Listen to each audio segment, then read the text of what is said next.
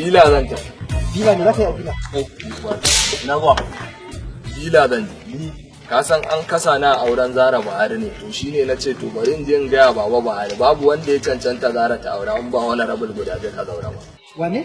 Honorable Gudaje ka zaura shi kadai ya cancanta ya auri Zara Buhari saboda tsabar gaskiyarsa.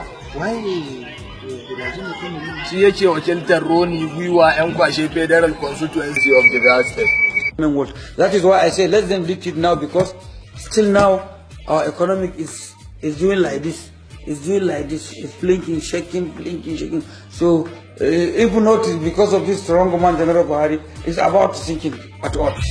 Ka ce limamin talakawa a cikin majalisa. Bare kuwa shi kadai yake ba Baba Buhari goyon baya a majalisa. Na gani. Bai yadda a yi almundahana da wannan in yaji za a yi wubu zai ce bai yadda ba. Shi kadai yake tashi yake za a ga yana Najeriya is doing like this. Flaking, shaking, over.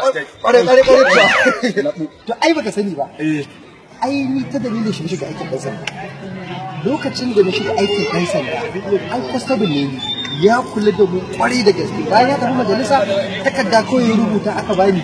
Na ji aka ɗora wani sifito idan ka ji ka ce ina gaishe shi kuma muna nan mana ci gaba da abubuwan da ya kamata mu samu. Kaga ko shi ya fi cancanta ta Zara ta aure. An gaba saboda shi yake ba Baba Buhari. Ai tun da kai haka lazi kawai. To na gode ranka sai an ji man kuma. Na bai da su. Sauri. Ai na direba mashin din nan.